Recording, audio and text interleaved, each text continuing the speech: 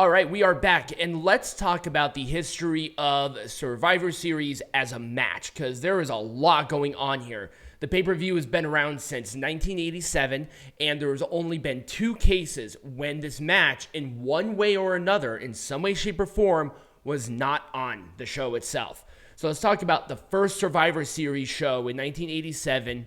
There were 4 matches. There were 5-on-5 matches, 3 of them, and then there was a 10-on-10 tag team Survivor Series match. And there was a women's one as well, and the rest of them were men's. So the women's one was Fabulous Moolah, Jumping Bomb Angels, Rockin' Robin, and Velvet McIntyre taking on and defeating Dawn Marie, Donna Costanello, the Glamour Girls, and Sensational Sherry. So this is kind of where we are as it relates in wrestling history, where you're having a transition between the older and the newer generation from the late 80s to the early 90s. And the main event of that one, the first team of Survivor Series, was Brutus Beefcake, Jake Roberts, Jim Duggan, and Randy Savage and Ricky Steamboat, going on into defeating Dangerous Danny Davis, Harley Race, Hercules, Honky Tonk Man, and Ron Bass.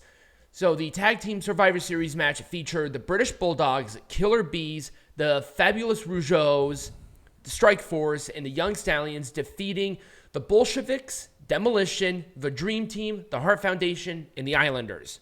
Andre the Giant was the first sole survivor in the first event in 1987. In 1989's event, oh, by the way, there's a lot of yellow. I don't know why, but they made the Survivor Series super duper yellow for some reason, so be prepared for that. The 1989 one had its first 4-on-4 Survivor Series match, and they had 4 of them with no variants, really. There was no tag team one, and I don't believe there was a women's one. It was very straightforward, and it was only 4-on-4s, which is very, very odd. Let's go to the 1990s one, because this one is weird. This had the main event of a Survivor Series match, but it was the first time where it was lopsided for competitors. It was a 5-on-3 Survivor Series, and it had Hulk Hogan, Tito Santana, and Ultimate Warrior defeating Hercules, Paul Roma, Rick Martel, Ted DiBiase, and Warlord. And they did this because the original booking of the match had Jim Duggan and the Natural Disasters teaming with Hogan, but they changed booking at the last second, so they had to do this at the literal last second. They made this match 3 days before the event happened, and they're like, oh, we have to do a lopsided. But it was the first time in history. There was only one other time that happened, and it was actually the shortest Survivor Series match where Big Show took on, oh God, what was it? It was Viscera. There were a couple of them, but it was a 1-on-4, and it was the shortest Survivor Series match ever because all it took was 1 pin, and it happened in like less than 2 minutes. So just an FYI, this is kind of a weird one, that kind of offshoot there.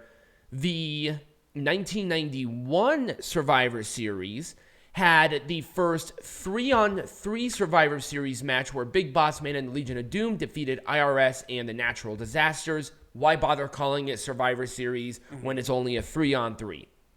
So we're going to skip dramatically ahead of time because from that point, there really wasn't anything stupendous or magical other than the 2002 Survivor Series where there was no Survivor Series match whatsoever. That was the first time, and up until this year's Survivor Series, the only time that the match was not featured on the pay-per-view. So this is the 2013 Survivor Series when it was the first 7-on-7. It was Team Total Divas, the Bellas, Eva Marie, the Funkadactyls, and Natalia, defeating the True Divas, which was AJ Lee, Oksana, Alicia Fox, Caitlyn, Rosa Mendez, Summer Rae, and Tamina Snuka. Yeah, she was going with Tamina Snuka at that time. And the 2019 Survivor Series was the first time, and so far the only time, when they had triple threat Survivor Series matches because of the Raw versus SmackDown versus NXT Survivor Series stipulation. And keep in mind, too, is that was not the original plan for the Survivor Series. They had to change that up and bring in NXT guys for that SmackDown because that was around the Crown Jewel incident when a ton of SmackDown wrestlers were not going to have the ability to appear on the show. So it actually formulated into one of the best ratings for SmackDown at that time, and also gave McMahon and Triple H the idea of doing the Triple Threat Survivor Series. Now, there were just a couple of different ones as well throughout the years. You know, I was talked about the Big Show one where it was Big Boss Man, Mideon, Prince Albert, and Viscera. And Big Show won in 1 minute and 26 seconds. So I was actually a little bit wrong there. The 2016 saw a match, the only Survivor Series match that lasted over 50 minutes. I talked about the 2002 one, but not only did that one not feature a Survivor Series, but that was the first Survivor Series under the WWE banner. The 2008 one had the first women's Survivor Series match since 1996. It took several years where no women's match happened at the Survivor Series at all as it relates to that. And the 2013 one had its third women's match, and I think overall there were 89 Survivor Series matches, and only 8 of those had women in it at all.